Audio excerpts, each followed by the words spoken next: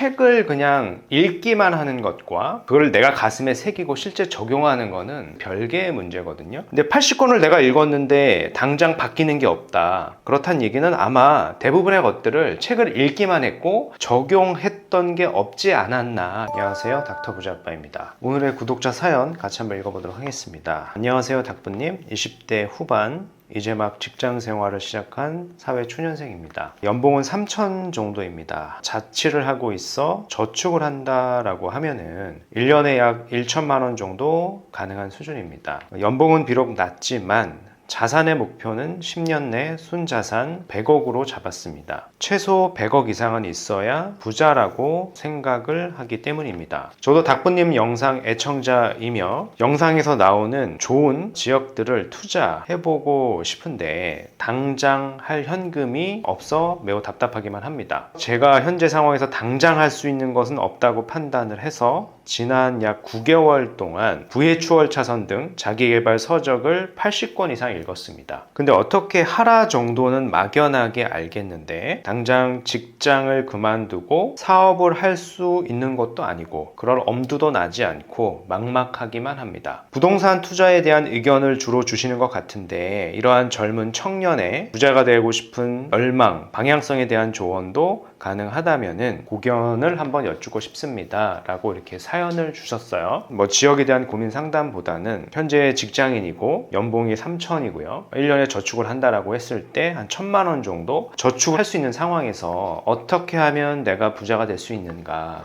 100억 부자라고 잡았잖아요. 100억도 이제 순자산 100억으로 잡은 겁니다. 그래서 그 방향성에 대한 질문이었고요. 가장 눈에 띄었던 거는 이거예요. 부의 추월 차선 등 자기개발 서적을 80권 이상 읽었습니다 라고 하셨죠. 근데 이제 제가 생각하는 거는 책을 그냥 읽기만 하는 것과 그걸 내가 가슴에 새기고 실제 적용하는 거는 별개의 문제거든요. 자기개발 서적이라고 하는 거는 그러니까 재테크 서적이죠, 일명. 거기서 나온 책들이 내가 80권을 읽는다 그래서 80가지 이상의 여러 가지 법칙들이 존재하는 건 아닙니다. 아마 책을 읽어보셨으면 아시겠지만은 제가 봤을 때는 뽑을 수 있는 거는 책 한 권당 거의 한 가지, 두 가지 정도밖에 되지 않고요. 그 한 가지, 두 가지조차도 사실 대부분의 책들하고 다 겹쳐지게 됩니다. 책을 한 권 읽으면 그 중에 한 개라도 좀 적용을 할 수 있느냐의 문제거든요. 근데 80권을 내가 읽었는데 당장 바뀌는 게 없다. 그렇다는 얘기는 아마 대부분의 것들을 책을 읽기만 했고 적용했던 게 없지 않았나 이런 생각을 한번 스스로 해보셨으면 좋겠고요. 이런 생각을 좀 해보셨으면 좋겠어요. 예를 들어서 우리가 학교 다닐 때 수학 공부를 하는데 수학 책만 그냥 이렇게 쭉 읽어가지고 문제를 풀 수는 없죠. 우리가 수학 공식을 암기를 하고 그 수학 공식을 증명을 해내고 문제 푸는 연습들을 많이 할 때 수학 성적이 올라가는 겁니다. 사실 자기개발 서적이라고 하는 것도 똑같거든요. 단순하게 내가 책을 한 권 그냥 읽어냈다, 읽고 그냥 덮었다, 내 삶에 하나도 적용한 게 없다라고 하는 얘기는 사실 바뀌는 게 당연히 없는 거라고 저는 생각을 하고요. 일단 부의 추월 차선을 뭐 읽었다라고 하셨는데 부의 추월 차선을 저는 여러 번 읽었어요. 그 책에서 얘기하는 핵심이 있습니다. 그 핵심을 우리가 한번 정리를 한번 해보면서 본인의 삶에 적용할 수 있는 부분을 찾아가지고 실제 내가 좀 적용을 하면 달라질 수 있다라고 생각을 하거든요. 아마 아시는 내용일 텐데 이런 정도까지 핵심을 뽑아내서 본인의 삶에 적용할 수 있는 부분을 노트를 하진 않았을 것 같아요. 제가 한번 정리를 한번 해드리도록 하겠습니다. 부의 추월 차선이라는 책을 보면 이게 가장 핵심이잖아요.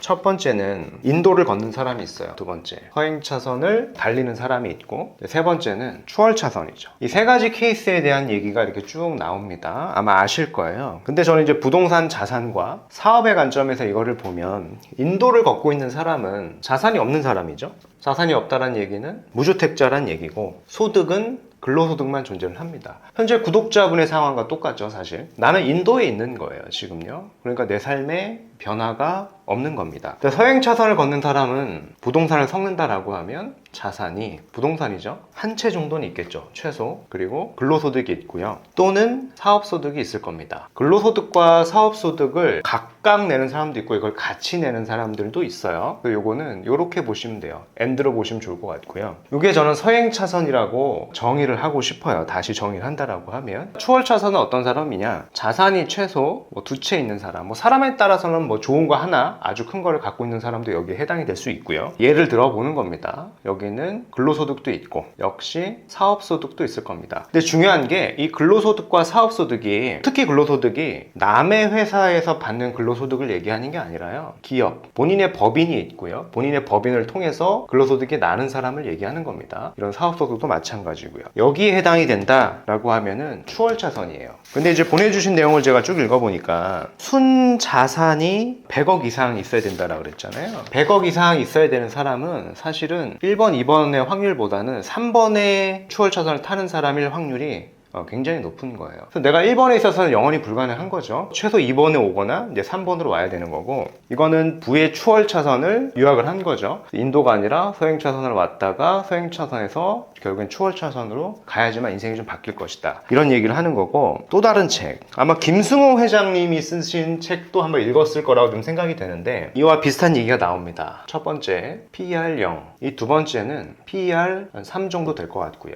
이 세 번째는 PER 한 30 정도 될 것 같습니다. 첫 번째 PER 0인 거는요, 내가 1년에 1억을 버는 사람이 있다라고 보면 근로자죠. 근데 내가 회사를 뭐 잘리거나 혹은 은퇴를 하거나 그만두면 소득이 끊기죠. 그럼 나는 PER이 0인 사람인 거예요. 그런 사람은 근로자죠. 이거는 1번과 똑같은 겁니다. 인도에 있는 사람, 우리 구독자분의 상황과 사실은 같은 거죠. PER이 3이 된다라는 얘기는 어떤 개인 사업을 하는 사람일 겁니다. 그러니까 연 소득이 사업을 통해서 1억이 나는 기업이 있다. 기업이라기보다는 작은 사업체를 갖고 있다라고 하면 거기에 이제 권리금이 보통 2배, 3배 이렇게 붙으니까 그걸 내가 누구한테 판다라고 할 때 1억짜리 한 3억 정도도 받을 수 있다 내용으로 좀 이해를 하시면 될 것 같고요. PER이 30 이상, 사실은 이 이상도 되죠. 100도 있고 1000도 있습니다. 여기는 어떤 걸까요? 기업에 해당이 됩니다. 이렇게 좀 생각을 조금 분리해서 하셨으면 좋겠고, 내가 순자산이 100억 이상 만드는 거다라고 하면 여기에 선을 이렇게 그어서 여기 위에까지는 어떤 개인의 영역이고요, 이 아래는 이제 법인의 영역으로 가야 된다라는 건데, 내가 100억이 목표라고 하면은 이제 3번의 영역으로 이제 가셔야 되는 거예요. 그게 왜 그러냐라고 하면은 사실은 세금 때문에 그렇죠. 세금 때문에. 쉽게 설명을 해보면은 1번하고 2번은 개인의 명의지 않습니까? 이제 3번은 이제 법인의 명의까지 있는 건데, 1번하고 2번의 명의로 내가 한 1년에 10억을 벌 수도 있겠죠. 열심히 개인 사업을 하든 아니면은 회사에서 초고속 승진을 해서 내가 임원이 되든 10억을 받을 수도 있을 겁니다. 근데 개인 소득으로 10억이 잡히면 세금이 굉장히 많이 나오죠. 기타 세금까지 다 더하면 6억까지 나옵니다. 우리가 가져갈 수 있는 거는 10억을 벌어도 4억만 가져갈 수가 있어요. 지금은 연소득이 대부분 1억 이하이다 보니까 여러 가지 소득 공제 받고 세금 공제 받고 하다 보면 세금을 사실은 거의 안 내는 거거든요. 근데 이렇게 10억이 이렇게 넘어가게 되면 최고 세율이고요,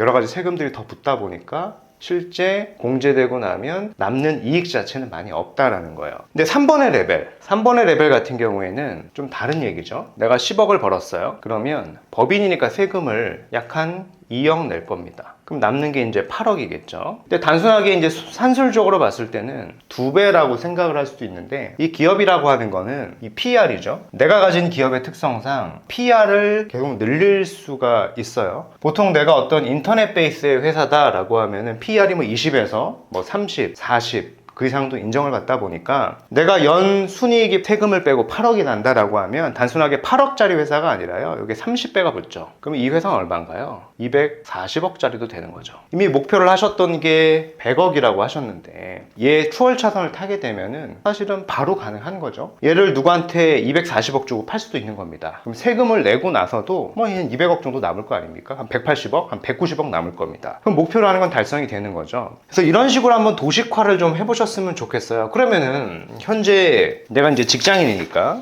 이런 얘기를 또 하셨죠. 당장 직장을 그만두고 사업을 할 수 없을 것 같다라고 하셨는데, 직장을 그만두고 사업을 굳이 할 필요는 없습니다. 사실 직장을 다니면서도 제가 엔드라 그랬잖아요. 엔드. 사업소득을 낼 수가 있어요. 사업소득을 내서 이 사업소득을 내라는 얘기가 뭐냐면, 사실은 이런 얘기도 아실 거잖아요. 책을 많이 보셨기 때문에 여긴 소비자의 삶이고 여긴 생산자의 삶이겠죠. 이런 삶을 좀 빨리 경험을 해야 된다라는 얘기를 좀 드리고 싶은 거고요. 충분히 내가 직장을 다니면서 작게나마 사업소득을 낼 수가 있습니다. 저도 경험을 했던 거고. 근데 이제 오프라인보다는 온라인으로 하라 그랬고, 이게 어려울 때 이제 오프라인으로 하라 그랬습니다. 근데 온라인은 이제 필수라고 제가 말씀을 드렸죠. 사업은 너무너무도 많죠. 여러분들이 현재 저한테 사연을 주실 때 저를 알게 된 것도 유튜브를 통해서 알게 되신 걸 거고, 뭐 블로그도 있고 인스타도 있고, 그런 기존의 플랫폼들을 이용을 해가지고 여러 가지 컨텐츠를 만들다 보면은 결국 그런 것들이 사업화가 되는 겁니다. 근데 이게 결국에 시스템이 갖춰져서 커지다 보면은 사실 3번의 레벨로 자연스럽게 넘어가게 되는 거죠. 그래서 내가 1번에 현재 있다라고 그래서 바로 3번으로 넘어가는 확률은 사실 극히 낮고요. 1번에 있다가 2번으로 갔다가 제가 말씀드렸던 이런 사업소득이 날 때 시스템이 갖춰지면 사실 3번의 레벨로 가게 된다라는 거죠. 그래서 이런 식의 좀 생각을 좀 해보셨으면 좋겠고요. 급여 외 어떤 소득, 사업소득을 내야 되는 이유는 현재 연봉 때문에 그래요. 연봉이 낮다라기보다는 내가 목표로 하는 게 순자산이 100억인 사람이잖아요. 그것도 10년 내 순자산이 100억이라는 얘기는 소득을 내가 높여가지고, 소득이 높다라는 얘기 저축이 많이 되겠죠. 저축이 많이 될 테니까 그 저축액을 늘려서 사실은 좋은 자산을 좀 빠르게 취득을 해야 되는 겁니다. 그래서 1년에 1000만 원을 버는 게 아니라 1년에 1500이나 한 2000을 목표로 하셔야 되고요. 이 기간을 압축적으로 줄여가지고 어떤 부동산 자산을 취득을 하셔야 되는 거고요. 내가 뭐 돈을 모아서 부동산 자산을 취득을 하고 나서 뭔가 사업을 하고 뭐 이런 개념이 아니라, 이런 것들은 다 동시에 해야 되는 거예요. 그러니까 직장을 다니면서 현재 다니고 있으니까 책을 많이 보지 않으셨습니까? 거기 나오는 내용들 중에 이런 것들의 엑기스를 좀 뽑아서 내가 지금 당장 적용할 수 있는 거, 사업소득을 낼 수 있는 거, 사업소득을 바로 낼 수 없다, 바로 매출이 나올 수 없다라고 하면 아이디어를 만들어서 어떤 컨텐츠를 계속 지속적으로 발행을 하는 거죠. 그럼 결국에는 거기에 모여있는 구독자들이 니즈가 있어가지고 사실 매출이 결국에 자연스럽게 나게 될 것이다. 그런 얘기를 제가 반복적으로 하지 않았습니까? 뭐 그런 부분들에서 사업소득이 조금 쌓였을 때, 소득이 내 근로소득과 사업소득이 있다 보니까 자산이 더해지게 되면은 생각보다 빠르게 내가 부동산을 취득하게 될 수가 있겠죠. 그러면 자산의 어떤 소득도 늘어날 것이고요. 사업에 대한 어떤 인사이트도 조금씩 커지다 보면은 그게 결국 이제 3번의 레벨로 내려갔을 때 이런 어떤 기업소득, 뭐 사업소득이 커지게 돼가지고 우리가 이제 기업의 레벨로 갈 수도 있고, 목표로 하는 부분이 사실 10년 내가 아니라 뭐 5년 내 짧게 될 수도 있는 거예요. 당장 직장을 그만둘 수 없다라고 하셨는데, 이런 아이디어가 확고하고 뭔가 성과가 확실하게 난다라고 하면 그때 이제 생각을 하셔도 되겠죠. 내가 회사를 그만둘 것이냐, 그만두지 않을 것이냐. 여튼 좀 결론은 이런 겁니다. 뭐 자기개발 책을 많이 보는 건 좋은데, 그 책을 좀 봤다라고 하면은